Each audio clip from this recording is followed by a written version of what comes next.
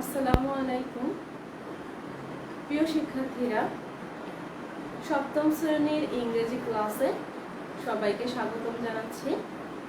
আশা করছি তোমরা সবাই সুস্থ আছো, ভালো আছো আর বাড়িতে নিরাপদে আছো।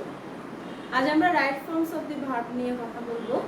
তাহলে চলো, সবাই অবশ্যই মনোযোগ সহকারে ক্লাসটি করবে এবং আজকের ক্লাস নিয়ে কোনো সমস্যা হলে অবশ্যই আমাকে কমেন্ট করে জানাবে।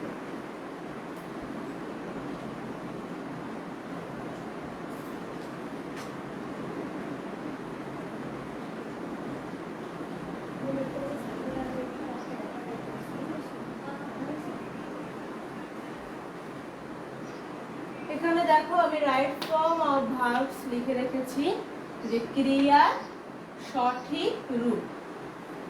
সাবজেক্ট যদি থার্ড পারসন সিঙ্গুলার নাম্বার হয় তবে ভার্বের সাথে এস বা ইএস হয়। এখন আমরা জানি থার্ড পারসন কোনটা, পারসন হচ্ছে তিন প্রকার, আর থার্ড পারসনটা হচ্ছে ফার্স্ট পারসন এবং সেকেন্ড পারসন বাদ দিয়ে যেগুলো আছে সেগুলোই হচ্ছে থার্ড পারসন। তার মানে ফার্স্ট পারসন হচ্ছে আমি, আমরা, আমাদের, আর সেকেন্ড পারসন কি তুমি, তোমরা, তোমাদের। তাহলে আমি, আমরা, আমাদের, তুমি, তোমরা, তোমাদের বাদ দিয়ে যেগুলো আছে সেগুলোই হচ্ছে থার্ড পারসন এবং সব নাউন হচ্ছে এই থার্ড পারসনের অন্তর্গত। আর সিঙ্গুলার নাম্বার যেটা আমরা ছোটবেলায় শিখেছি যে নাম্বার হচ্ছে দুই প্রকার, একটা হচ্ছে সিঙ্গুলার নাম্বার আর একটা প্লুরাল নাম্বার। তো সিঙ্গুলার নাম্বার হচ্ছে একটা মাত্র সংখ্যা বা একটা মাত্র বিষয়কে বোঝাবে। তাহলে এইটা যদি থাকে তাহলে কি হবে, ভার্বের সাথে এস বা ইএস হবে। এখন ভার্ব কোনটা? ভার্ব হচ্ছে কোনো কিছু করা। সাধারণভাবে আমরা কোনো কাজ করাকে ভার্ব বুঝি। তাহলে দেখো এরকম একটি বাক্য দেওয়া থাকবে, সেখানে ব্র্যাকেট আকারে ভার্বটা দেওয়া থাকবে। আমাদের যেটা করতে হবে এই ভার্বের সঠিক ব্যবহারটা বা রূপটা লিখতে হবে। দি বয় প্লে ফুটবল। এখানে দেখো প্লে হচ্ছে ব্র্যাকেটে আছে। এখন আমার সাবজেক্ট দেখতে হবে, আমার সাবজেক্ট কি দেওয়া আছে, সাবজেক্ট আছে দি বয়। এখন দি বয় হচ্ছে যেহেতু আমি, আমরা, আমাদের বা তুমি, তোমরা, তোমাদের কোনোটি নয়, একটি নাউন দেওয়া আছে, তাহলে নিঃসন্দেহে এটি থার্ড পারসন। এখন দি বয় দ্বারা নির্দিষ্ট করে একটা মাত্র বালককে বোঝাচ্ছে, এই কারণে এটি হচ্ছে সিঙ্গুলার নাম্বার। তাহলে আমার এই শর্তে মিল আছে যে একই সঙ্গে থার্ড পারসনও হতে হবে সাবজেক্ট, আবার সিঙ্গুলার নাম্বারও হতে হবে। যদি দুইটি হয় singular number plus third person, সেক্ষেত্রে ভার্বের সঙ্গে আমি এস বা ইএস যুক্ত করব। তাহলে এখানে দেখো আমার ভার্ব হচ্ছে প্লে, আমার ভার্বের সঙ্গে আমি এস যোগ করেছি, কারণ আমার যে সাবজেক্ট দেওয়া আছে দি বয়, এটি আমি বলতে পারি যেটি অবভিয়াসলি থার্ড পারসন এবং at the same time singular number, যেহেতু একজনকে বোঝাচ্ছে এই কারণে আমি ভার্বের সঙ্গে এস দিয়েছি।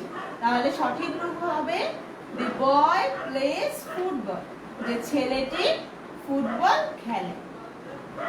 এই নিয়মটা আমরা সবাই জানি কম বেশি, কিন্তু আমরা যখন লিখতে যাই আমরা ভুল করে থাকি। তো আমরা একটু খেয়াল রাখবো যে সাবজেক্টটা আসলে কি সেই দিকে। এবার দেখো নেক্সট যে রুলসটা দেওয়া আছে, চিরন্তন সত্য, অভ্যাসগত সত্য, বৈজ্ঞানিক সত্য, গাণিতিক ব্যাখ্যা, কোনো কিছুর সাধারণ বর্ণনা প্রকাশ করতে প্রেজেন্ট ইনডিফিনিট টেন্স হয়। আমরা এর আগে টেন্স করেছি, তো আমরা জানি যে প্রেজেন্ট ইনডিফিনিট টেন্সে আমাদের যদি এই বিষয়গুলো থাকে সেক্ষেত্রে আমরা জানি যে প্রেজেন্ট ইনডিফিনিট টেন্স হবে। তো দেখো চিরন্তন সত্য হচ্ছে আমরা জানি যে সূর্য পূর্ব দিকে ওঠে, এটা সব সময় উঠবে, এটা আমরা কেউ বদলাতে পারবো না। তো যে সত্যগুলো কখনো চেঞ্জ করা যায় না সেগুলো হচ্ছে চিরন্তন সত্য। আর অভ্যাসগত সত্য হচ্ছে যেটা আমার অভ্যাসে পরিণত হয়ে গেছে, যে অনেকে আছে সকালে খুব সকালে ঘুম থেকে ওঠো, বা অনেকে আছে রাত জাগা অভ্যাস। তো যে অভ্যাসটা আমাদের অনেকদিন করতে করতে একটা কাজ যখন অভ্যাসে পরিণত হয়ে যায়, রেগুলার আমরা করি, সেটাই হচ্ছে অভ্যাসগত সত্য। যেমন সে রোজ সকালে ঘুম থেকে ওঠে, সে রেগুলারলি স্কুলে যায়, তো এরকম হচ্ছে অভ্যাসগত সত্য। আর বৈজ্ঞানিক সত্য হচ্ছে যে কোনো তোমার বিজ্ঞানের বিষয়, যেমন হচ্ছে আমরা জানি যে পানি তাপ দিলে বাষ্পে পরিণত হয় বা পানিকে আবার আমরা বরফে রূপান্তর করতে পারি। তো বৈজ্ঞানিক যে ব্যাখ্যাগুলো আছে সেগুলো হচ্ছে বৈজ্ঞানিক সত্য। গাণিতিক ব্যাখ্যা বলতে যে ক্যালকুলেশন গুলো আছে ম্যাথমেটিক্সে, যেমন 2 আর 2 মিলে 4 হয়, সেগুলো গাণিতিক ব্যাখ্যা। তো এই যে গাণিতিক যে যোগ বিয়োগ গুণ ভাগ যে ফাংশন গুলো আছে সেগুলো হচ্ছে গাণিতিক ব্যাখ্যা। কোনো কিছু সাধারণ বর্ণনা, এটা আমাদের পরীক্ষায় খুব বেশি আসে, যে কোনো ফ্রি হ্যান্ড রাইটিং এ দেখো, যেমন তোমাকে বললো যে your first day at school, your daily life. তো এই যে বিষয়গুলো যে কোনো কিছুর সাধারণ বর্ণনা, বা তুমি write a paragraph about yourself, তুমি নিজের সম্পর্কে লেখো। তো এই বিষয়গুলোই হচ্ছে আমাদের প্রেজেন্ট ইনডিফিনিট টেন্স। এগুলো থাকলে আমরা মনে করব যে এটা প্রেজেন্ট ইনডিফিনিট টেন্সে করতে হবে। তাহলে প্রেজেন্ট ইনডিফিনিট টেন্স আমি সংক্ষেপে একটু বলি যে সাবজেক্ট প্লাস ভার্বের প্রেজেন্ট ফর্ম প্লাস অবজেক্ট। এই দেখো ভার্বের 3টি ফর্ম জানা খুবই জরুরি, না হলে আমরা টেন্সটা ভুল করে বসবো। যেমন দেখো একটি বাক্য লিখেছি, the sun rise in the east, সূর্য পৃথিবীর সূর্য পূর্ব দিকে ওঠে। তো এখানে আমার এই যে ভার্বটা এভাবে ব্র্যাকেট আকারে থাকবে পরীক্ষার সময়। তো আমি যখন এটা কারেকশন করব, এই ভার্বটা যেহেতু এটি থার্ড পারসন, দি সান সিঙ্গুলার নাম্বার, এজন্য ভার্বের সঙ্গে এস বাই ইএস হয়েছে। আবার আরেকভাবেও আমরা বলতে পারি যেহেতু এটি চিরন্তন সত্য এবং প্রেজেন্ট ইনডিফিনিট টেন্স, তো সেক্ষেত্রে আমরা ভার্বের সঙ্গে একটা ইএস দিয়েছি। মেইনলি এই রুলসটা আর এই রুলসটা খুব বেশি পার্থক্য না। এখানে দেখতে হবে যে সাবজেক্টটা থার্ড পারসন আছে এবং যেহেতু সিঙ্গুলার নাম্বার এজন্য আমি এস বাই এস দিয়েছি। কিন্তু মনে করো এখানে যদি আমি অন্য একটা উদাহরণ দিই, আমি একটু উদাহরণ দেখাচ্ছি।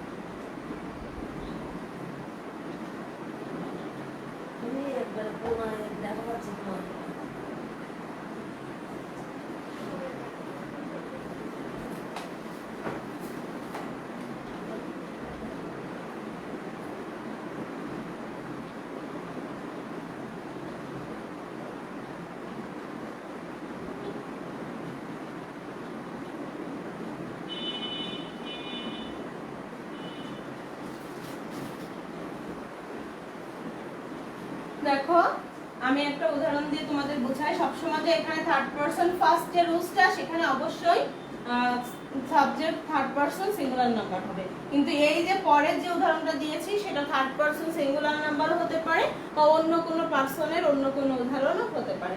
আমি একটা অন্য উদাহরণ দিয়ে তোমাদের দেখাই। যেমন দেখো এখানে যদি বলি যে আমি রোজ স্কুলে যাই, I go to school regular, যে আমি রোজ স্কুলে যাই। দেখো এখানে আমার সাবজেক্টটা কি আছে, সাবজেক্টটা আছে আমি বলেছি যে আমি আমরা আমাদের থাকলে এটা হবে ফার্স্ট পারসন। তো আমি আমরা আমাদের যেহেতু আছে আই আমি, সেহেতু ফার্স্ট পারসন। তাহলে আমার ফার্স্ট পারসন যদি হয় সেক্ষেত্রে ভার্বের সঙ্গে কোনো এস বাই এস হবে না। কখন এস বাই এস হবে? একই সঙ্গে থার্ড পারসন হতে হবে এবং সিঙ্গুলার নাম্বার হতে হবে। তাহলে আমার এই রুলসে যাচ্ছে না, এই কারণে আমি ভার্বের সঙ্গে কোনো এস বাই এস দেইনি। কিন্তু আমি যে রুলসটা এখানে লিখেছি যে সবসময়ের জন্য কোনো অভ্যাস বা চিরন্তন সত্য, যেহেতু রেগুলারলি কাজটা করা হচ্ছে, তো আমি বলতে পারি যে এটা অবশ্যই প্রেজেন্ট ইনডিফিনিট টেন্স। তো দেখো এই জন্য সাবজেক্ট অনুযায়ী সবসময় আমাকে ভার্বটা সিলেক্ট করতে হবে, যে আমার সাবজেক্ট কি আছে সেই অনুযায়ী আমার ভার্বটা লিখতে হবে। যেহেতু রেগুলারলি প্রেজেন্ট ইনডিফিনিট টেন্স, এজন্য আমি সাবজেক্ট আই আছে এজন্য গোটা জাস্ট এমনি বসে গেছে, এর সঙ্গে কোনো এস বাই এস হয়নি বা কোনো ভার্বের পাস্ট ফর্মও ব্যবহৃত হয়নি। তাহলে সিম্পলি আমরা বলতে পারি যে I go to school regularly.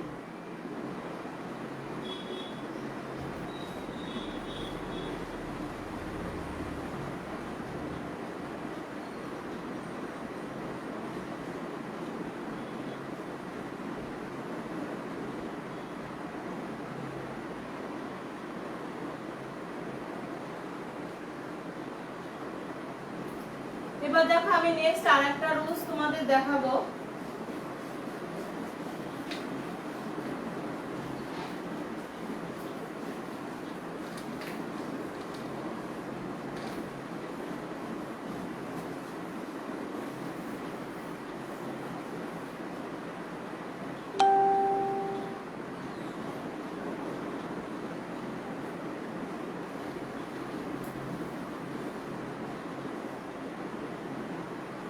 কিছু কিছু ওয়ার্ড আছে যেগুলো দেখলেই আমরা খুব সহজে ইন্ডিকেট করতে পারি যেটা প্রেজেন্ট ইনডেফিনিট টেন্স।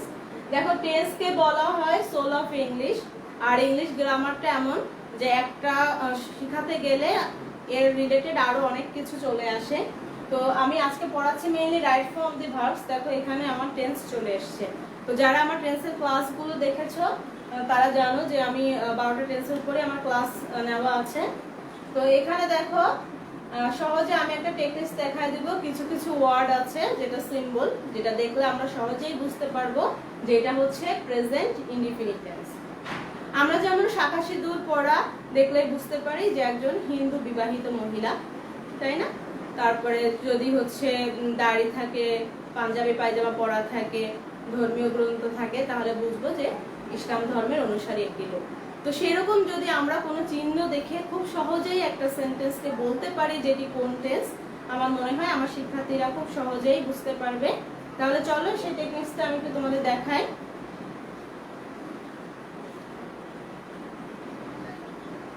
অনু আর ডগস, এটা জাস্ট আমি মনে রাখার জন্য আমি প্রত্যেকটা শব্দের ফার্স্ট অ্যালফাবেট দিয়ে এই শব্দটি লেখা আছে। দেখো ও ফর, ওতে কি হচ্ছে? O for occasionally, often, O for often. N for হচ্ছে normally, U for usually, A for always,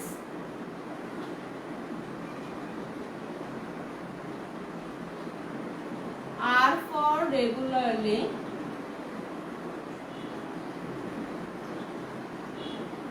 E for everyday।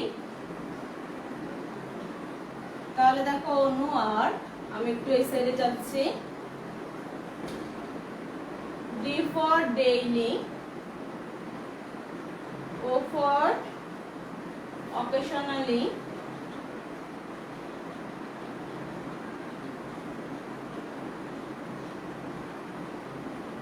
G for generally, और S for sometimes।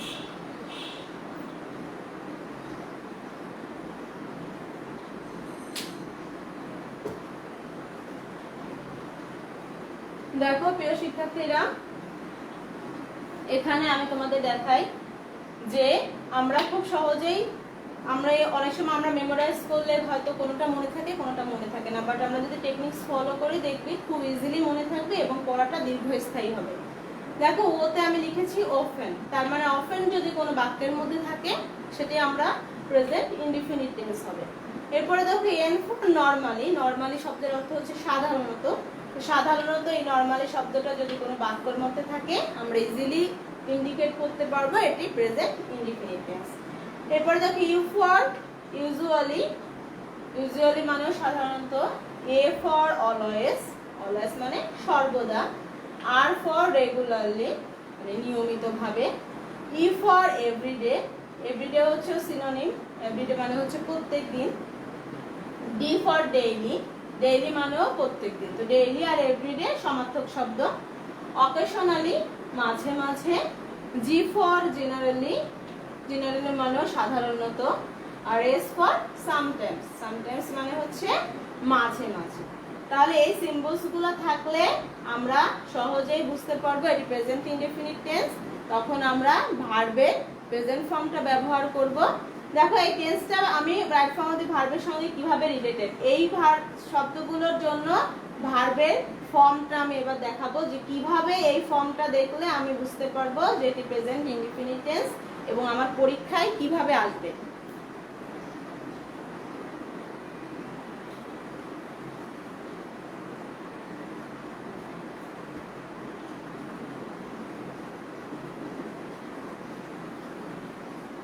দেখো প্রিয় শিক্ষার্থীরা, তোমরা আমি আশা করবো অবশ্যই নোট করে নিবে, কারণ গ্রামার কিন্তু এখন ক্লাস 7-এ আছো, বাট এই গ্রামার গুলো শুধু ক্লাস 7-এর জন্য না।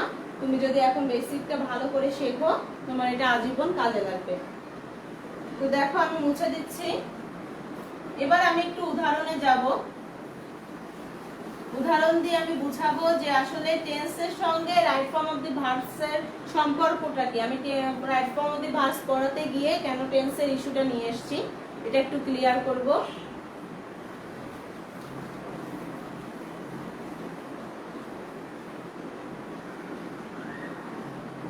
দেখো মনে করে একটা সেন্টেন্স এরকম দেওয়া আছে, হি অফেন, এখানে কাম, কামে এরকম থাকলো হিয়ার, তার মানে এটার অর্থ হচ্ছে সে প্রায় এখানে আসে।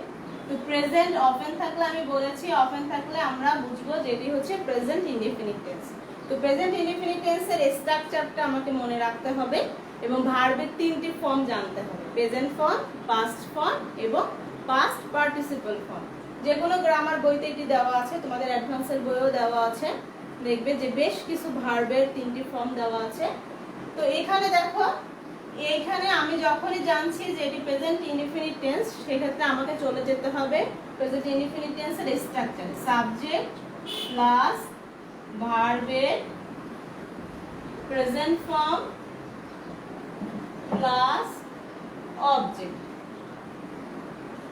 দেখেছো, এটি হচ্ছে প্রেজেন্ট ইনডিফিনিট টেন্সের স্ট্রাকচার, প্রেজেন্ট ইনডিফিনিট টেন্স। এই টেন্সের স্ট্রাকচার হচ্ছে এইটা। এখন রাইট ফর্ম অফ দি ভার্বের সঙ্গে এটা রিলেশনশিপটা কি দেখো, এখানে যেহেতু ভার্বের প্রেজেন্ট ফর্মটা চলে আসছে, আর আমরা কি শিখছি, right form of the verbs. তো এই যে ভার্বের যে বিভিন্ন রূপটা নিয়ে আলোচনা করছি, যেহেতু প্রেজেন্ট টেন্সের স্ট্রাকচারে ভার্বের প্রেজেন্ট ফর্ম আছে, এজন্য আমি টেন্সটা নিয়ে এসেছি। অন্য টেন্সেরও আলোচনা হবে দেখবে, তাহলে ভার্বের প্রেজেন্ট ফর্মটা আমাকে জানতে হবে। এই কারণেই হচ্ছে এই টেন্সের বিষয়টা আমি রাইট ফর্ম অফ দি ভার্বের ভিতরে একসঙ্গে নিয়ে এসেছি, যাতে আমাদের এক ঢিলে দুই পাখি মারা হয়, আমাদের একসঙ্গে টেন্সটাও একটু রিভিশন হয়ে যায়, আবার রাইট ফর্ম অফ দি ভার্বও শেখা হয়। Right form of the verbs এর আরো অনেক রুলস আছে, আমি একদম ইজি দিয়ে শুরু করব, তারপর আমরা আস্তে আস্তে ভিতরে যাব, একটু কঠিনের দিকে যাব। তো দেখো এখানে, তাহলে হি often comes here। তো এখানে যেহেতু প্রেজেন্ট ইনডিফিনিট টেন্স, তাহলে অবশ্যই ভার্বের কোন ফর্ম হবে, প্রেজেন্ট ফর্ম হবে। কামের 3টি ফর্ম, কাম, কেম, কাম। দেখো সংক্ষেপে আমরা V1 V2 V3 বলতে পারি, কাম, কেম, কাম। ভার্বে দেখো এই 3টি ফর্ম না জানলে শুরুতেই আগে আমাকে বুঝতে হবে যে এটি হচ্ছে প্রেজেন্ট ইনডিফিনিট টেন্স, এর জন্য ভার্বের প্রেজেন্ট ফর্ম হবে। আরেকটা ইস্যু যেটা আমি বলেছি শুরুতে, যে আমরা জানি যে সাবজেক্ট যদি থার্ড পারসন সিঙ্গুলার নাম্বার হয়, সেক্ষেত্রে ভার্বের সঙ্গে এস বা ইএস হয়। এবং তোমরা দেখো গ্রামার বইতে এই নিয়মটা তোমার প্রেজেন্ট ইনডিফিনিট টেন্সের ভিতরেই আছে, অন্য কোনো টেন্সে কিন্তু এই নিয়মটা নাই। তার মানে এই নিয়মটা প্রেজেন্ট ইনডিফিনিট টেন্সের অন্তর্গত। এই কারণে দেখো এখানে সাবজেক্টটা আমার খেয়াল রাখতে হবে, সাবজেক্টটা কি আছে, থার্ড পারসন আছে। শুধু থার্ড পারসন হলে হবে না, একই সঙ্গে কি হতে হবে, সিঙ্গুলার নাম্বারও হতে হবে। তাহলে হি দিয়ে কি আমি একজনকে বুঝাচ্ছি নাকি একের বেশি বুঝাচ্ছি? অবশ্যই আমি হি দিয়ে একজন ব্যক্তিকে বুঝাচ্ছি, এ কারণে এটা সিঙ্গুলার নাম্বার। তাহলে যখন আমার এই দুইটি শর্ত মিলে যাবে, তখন আমাকে মনে রাখতে হবে তাহলে আমার ভার্বের সঙ্গে এস বা ইএস হবে। দেখো এখানে আমি ভার্বের সঙ্গে ইএস যোগ একটা এস যোগ করেছি, কারণ আমার একটা ই অলরেডি দেওয়া আছে, এজন্য আমি ডাবল ই দিব না। এজন্য এখানে আসবে কামস। আমার মনে হয় আমার শিক্ষার্থীরা বুঝতে পেরেছে যে আমি কেন রাইট ফর্ম অফ দি ভার্বের ভিতরে টেন্স আলোচনা করছি, সংক্ষেপে একটু আলোচনা করে যাচ্ছি। তো দেখো এই রুলসটা আমরা শিখলাম। এরপর আমি যাব আরো কিছু রুলস আছে, যতটুকু আজকে ক্লাসে পারা যায় ততটুকু কমপ্লিট করার। আর অবশ্যই আমার শিক্ষার্থীরা কিছু বুঝতে অসুবিধা হলে আমাকে জানাবে যে কোথায় তোমরা বুঝতে পারছো না।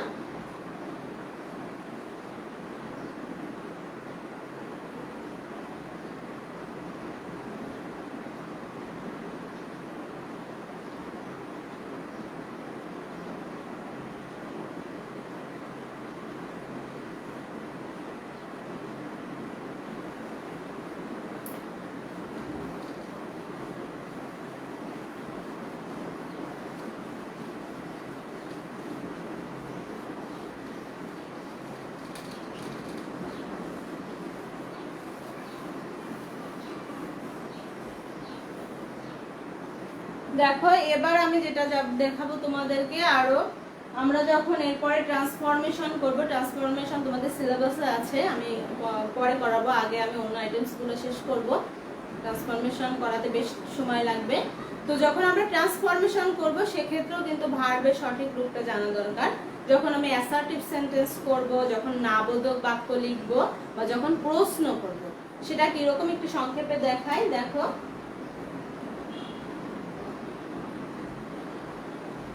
নাবোধক এবং প্রশ্ন করার ক্ষেত্রে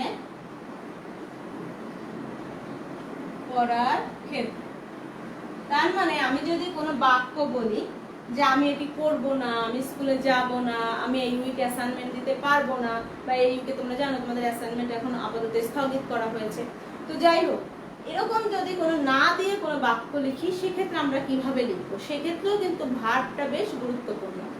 এবার যদি কোনো প্রশ্ন করি, প্রশ্ন তোমাদের সাধারণত করতে হয় না, নিচের ক্লাসে ছিল তোমরা জানো ডাব্লিউএস কোশ্চেন তোমাদের আসতো। তো এভাবে আমরা একটু দেখি যে প্রশ্নে এবং নাবোধক বাক্যের ক্ষেত্রে আমরা কিভাবে ভার্বটা ব্যবহার করব। এখন এখানে কথা হচ্ছে যদি subject third person singular number হয় সেক্ষেত্রে আমাকে আনতে হবে ডাস, সেটা নেগেটিভ হোক আর ইন্টারোগেটিভ হোক। নাবোধকের ক্ষেত্রে এখানে লিখি সাবজেক্ট যদি থার্ড পারসন সিঙ্গুলার নাম্বার হয়,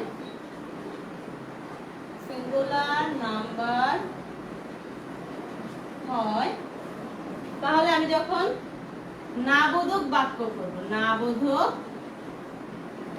বাক্যের ক্ষেত্রে, তাই না, আমরা সাধারণত বেশিরভাগই আমরা একটা অ্যাসার্টিভ বাক্য গঠন করতে পারি, কিন্তু যখন প্রশ্ন বা নাবোধক বাক্য করা হয় তখন আমরা একটু কনফিউজড হয়ে যাই। তো দেখো আমি এখানে যদি নাবোধক বাক্য করি, বলেছি থার্ড পারসন সিঙ্গুলার নাম্বার হলে সেই ক্ষেত্রে দেখো নাবোধক বাক্যের ক্ষেত্রে আসবে হচ্ছে ডাজ নট। কি আসবে? Does not. সেটা কখন আসবে? শুধুমাত্র থার্ড পারসন সিঙ্গুলার নাম্বার যদি হয় সাবজেক্ট। তাহলে যেমন দেখো she does not go to school, যে সে স্কুলে যায় না। তাহলে এখানে দেখো ডাজ আসছে, তাই না, কারণ subject third person singular number, যেহেতু নাবোধক বাক্য এজন্য একটা নট ব্যবহার করেছি। এবার আমি যদি একটি প্রশ্ন করি যে সে কি স্কুলে যায়, তাহলে কি হবে? এটি হচ্ছে নাবোধক বাক্য, ইংরেজিতে বলা হচ্ছে নেগেটিভ সেন্টেন্স। নাবোধক বাক্য ইংরেজিতে হচ্ছে নেগেটিভ সেন্টেন্স। আমি ট্রান্সফরমেশন করানোর সময় এগুলো আমি ডিটেইলস করাবো, জাস্ট এখন একটু আমি রাইট ফর্মদের ভার্বের সঙ্গে সামঞ্জস্য রেখে করাচ্ছি। তো দেখো এখানে ডাজ নট হচ্ছে। আবার যদি আমি এটাকে প্রশ্ন করি সেক্ষেত্রে ডাজটা আগে চলে যাবে। Does she go to school, এবং অবশ্যই শেষে একটা প্রশ্নবোধক চিহ্ন দিতে হবে।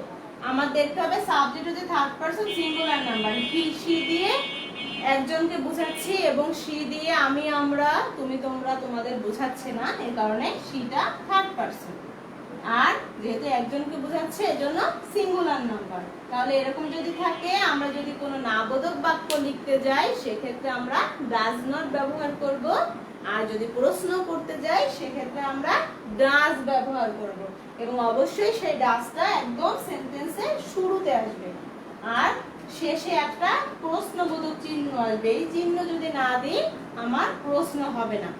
তাহলে এখানে দেখো এটি হচ্ছে প্রশ্নবোধক বাক্য, তাই না, প্রশ্নবোধক বাক্য, বা ইংরেজিতে বলে হচ্ছে ইন্টারোগেটিভ সেন্টেন্স। ইন্টারোগেটিভ সেন্টেন্স,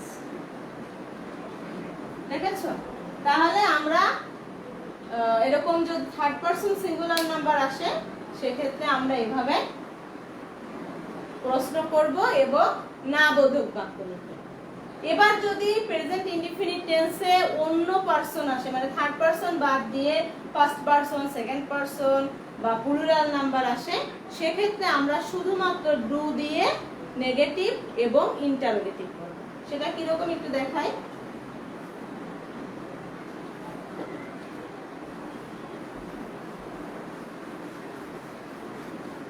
এখানে সাবজেক্টটা খুব গুরুত্বপূর্ণ, মানে সাবজেক্ট অনুযায়ী ভার্বটা আসবে, যেটাকে আমাদের আরেকটা নাম আছে গ্রামারের ভাষায় আমরা বলতে পারি সাবজেক্ট ভার্ব এগ্রিমেন্ট। তোমরা দেখবে গ্রামার বইতে সাবজেক্ট ভার্ব এগ্রিমেন্ট নামে একটা টপিকস আছে, বা ইন্টারনেটে সার্চ দিলেও পাওয়া যাবে। তো রাইট ফর্ম অফ দি ভার্বের সঙ্গে ওইটারও খুব মিল আছে, একই কথা অনেকটা।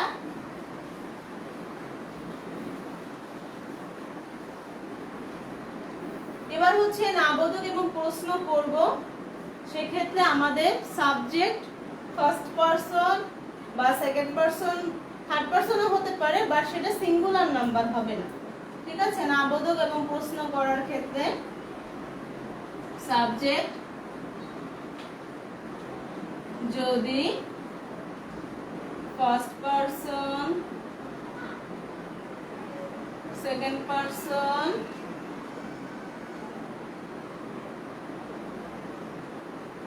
সেকেন্ড পারসন বা থার্ড পারসনও হতে পারে, থার্ড পারসন, এবং ভার্ব হচ্ছে ভার্ব প্লুরাল হতে হবে, ঠিক আছে। তার মানে আমি একটু উদাহরণ দিলে তোমাদের বুঝতে বেশি সুবিধা হবে নিয়মের থেকে। দেখো আমি বোঝানোর চেষ্টা করছি। মনে করো এখানে ফার্স্ট পারসন বা সেকেন্ড পারসন দিয়ে আমি একটি বাক্য করব, ইউ দিলাম, বললাম যে তুমি স্কুলে যাও না, তাহলে কি হবে? You do not go to school. সহজ কথা হচ্ছে যদি থার্ড পারসন সিঙ্গুলার নাম্বার না হয়, সেক্ষেত্রে আমরা সব সময়ের জন্য ডু নট দিয়ে নেগেটিভ করব, আর যদি থার্ড পারসন সিঙ্গুলার না হয় প্রশ্ন করার ক্ষেত্রে ডু দিয়ে প্রশ্ন করব। একটা রুলস মনে রাখলে তুমি অন্যটা ইজিলি পারবে। এজন্য আমি বলবো সবসময় একটা রুলস মনে রাখবে, যে থার্ড পারসন সিঙ্গুলার নাম্বার যদি সাবজেক্ট হয়, নেগেটিভ করার সময় ডাজ নট, আর প্রশ্ন করার সময় ডাজ। আর যদি অন্য পারসন, অন্য নাম্বার বা অন্য যা কিছুই থাকুক না কেন, এবং অবশ্যই যদি সেটা প্রেজেন্ট ইনডিফিনিট টেন্স হয়, সেক্ষেত্রে আমরা ডু দিয়ে নাবোধক করব এবং ডু দিয়ে প্রশ্ন করব। যেমন দেখো আমি ডু দিয়ে নাবোধক করেছি, এখানে you do not go to school. এবার আমি আরেকটা জিনিস দেখাই, থার্ড পারসন বাট সেটা সিঙ্গুলার নাম্বার না। দেখো they, they do not go to market, ঠিক আছে। তো দেখো দে কিন্তু থার্ড পারসন, সিঙ্গুলার নাম্বার না, এজন্য আমি ডু নট দিয়েছি। যদি থার্ড পারসন হবে এবং সিঙ্গুলার নাম্বার হবে, সেক্ষেত্রে ডাজ নট দিতে হবে, মানে দুটি শর্তে মিল না থাকলে ডাজ হবে না। আমরা অনেক সময় হঠাৎ করে যদি থার্ড পারসন দেখি, আমরা এই জায়গাটা ভুল করি, যে থার্ড পারসন আছে তাহলে মনে হয় ডাজ হবে, কিন্তু না, আমাকে দুটি শর্তেই মিলতে হবে, থার্ড পারসনও হতে হবে, আবার সিঙ্গুলার নাম্বারও হতে হবে। যেমন দেখো they do not go to market, you do not go to school. তাহলে মনে করো আমি একটু গল্পের মধ্যে দিয়ে তোমাদের বুঝাই বিষয়টা কিরকম। মনে করো একজন পাত্রী খুঁজছে, সে বললো যে আমাকে শিক্ষিত হতে হবে এবং সুন্দরীও হতে হবে। তো মনে করো কোনো পাত্রী শুধু শিক্ষিত, আবার কোনো পাত্রী শুধু সুন্দরী, তাহলে কিন্তু হবে না, দুটোই মিল থাকতে হবে, সুন্দরীও হতে হবে আবার শিক্ষিত হতে হবে, তাহলে তারাই হচ্ছে উপযুক্ত পাত্রী। তো ঠিক সেরকম দুটি বৈশিষ্ট্য থাকতে হবে, এক হচ্ছে থার্ড পারসন হতে হবে, আর দুই হচ্ছে সিঙ্গুলার নাম্বার হতে হবে। শুধুমাত্র এই দুটি শর্তে মিল থাকলেই আমরা সেক্ষেত্রে আমরা নেগেটিভ করার সময় ডাজ নট ব্যবহার করব, আর ইন্টারোগেটিভ করার সময় ডাজ ব্যবহার করব। আমার মনে হয় আমার শিক্ষার্থীরা বুঝতে পেরেছো। তো তোমরা প্রথমে একটা শর্তে মিললেই ডাজে চলে যাবে না, তোমরা মিল করবে যে আসলে দুটি শর্তই আছে কিনা, যে থার্ড পারসনও আছে কিনা, আবার সিঙ্গুলারও আছে কিনা। যেমন দেখো দে, দে কিন্তু থার্ড পারসন, কিন্তু দে দিয়ে একজনকে বুঝাচ্ছে না, দে হচ্ছে plural number, third person plus plural number. তাহলে একটা শর্তে শর্তে মিল আছে আর একটা শর্তে মিল নাই, তাহলে আমি ডাস ব্যবহার করব না। এই জায়গাটা আমরা একটু খেয়াল রাখবো যখন আমরা বাক্য গঠন করব। এবার এই ডু দিয়ে যখন আমি একটা প্রশ্ন করব, আমি একটু প্রশ্ন করে দেখাই।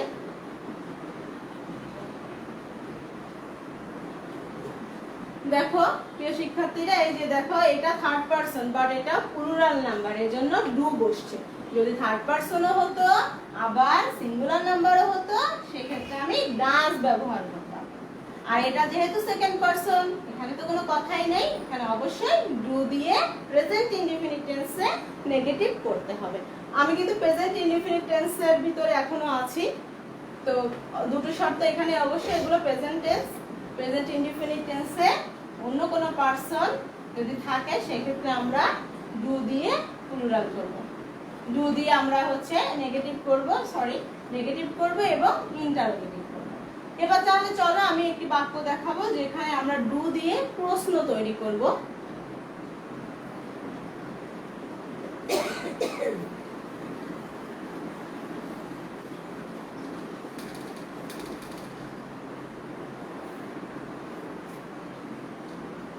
দেখো একই বাক্য দিলে তোমাদের বুঝতে সুবিধা হবে। Do they go to market. যেমন এখন করোনাকালীন সময় অনেকেই কিন্তু মার্কেটে যায় না, যারা সচেতন বা গেলেও মাস্ক ব্যবহার করে বা স্বাস্থ্যবিধি মেনে চলে, তো সেটাই বলছে অকারণে যায় না, যে তারা do they go to market, তারা কি মার্কেটে যায়, সেক্ষেত্রে আমি শেষে একটা প্রশ্নবোধক চিহ্ন দিতে হবে। তাহলে দেখো they third person but plural number, এ কারণে আমি ডু দিয়ে প্রশ্ন করেছি। কিন্তু আমি যদি এখানে একজন নাম দিই, মনে করো শিলা দিই, শিলা, শিলা একটা মেয়ের নাম, এখানে শিলা থার্ড পারসন এবং শিলা দিয়ে একটা মেয়েকে বোঝাচ্ছে, এজন্য এটা সিঙ্গুলার নাম্বার। এটা যখন আমি প্রশ্ন করব সেখানে আমি কি দিব? ডাস দিব। ডাস শিলা গো টু মার্কেট। আমরা যখন কোনো কিছু করব আমরা একটার সঙ্গে আরেকটা কম্পেয়ার এন্ড কন্ট্রাস্ট করে করব, মানে কোথায় তুলনা আছে, কোথায় বৈষম্য আছে, এটা যদি মিল রেখে পড়ো তাহলে তোমাদের মনে রাখতে সুবিধা হবে। দেখো আমি দুটি উদাহরণ পাশাপাশি দিয়েছি। এটা হচ্ছে third person plus singular number, singular. আর উপরে যেটা ছিল দে, এটা থার্ড পারসন কিন্তু প্লুরাল নাম্বার, তাই না? দে অর্থ হচ্ছে তারা। এই হচ্ছে আমাদের বিষয়টা। তোমরা যত বেশি উদাহরণ প্র্যাকটিস করবে, যত বেশি এক্সাম্পল, মনে করো আমি একটি উদাহরণ দিয়েছি, তোমরা নিজেরা আরো এরকম সেম ক্যাটাগরির উদাহরণ খাতায় লিখে লিখে প্র্যাকটিস করো। যখন তুমি ক্লাস দেখছো তখন নিজে নিজে প্র্যাকটিস করো, বা যখন আমি হোমওয়ার্ক দিব সেক্ষেত্রে তুমি লেখো। যত বেশি তুমি উদাহরণ প্র্যাকটিস করবে তত বেশি তোমার নিয়মগুলা মনে থাকবে। আদারওয়াইজ একদমই সম্ভব না এত মানে রুলস মনে রাখা।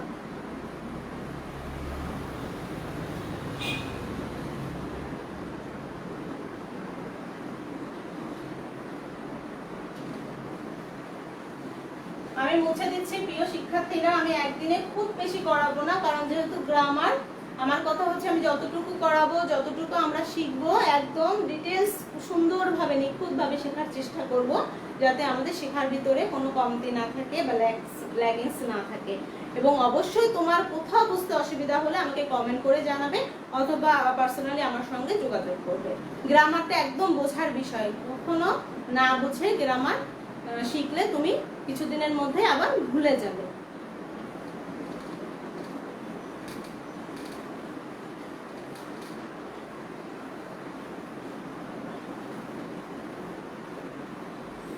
আমি তোমাদের ছোট্ট একটি হোমওয়ার্ক দিব।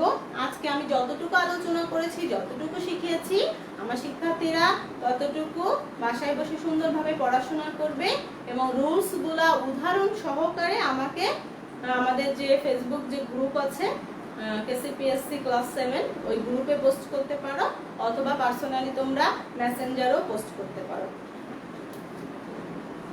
দেখো SW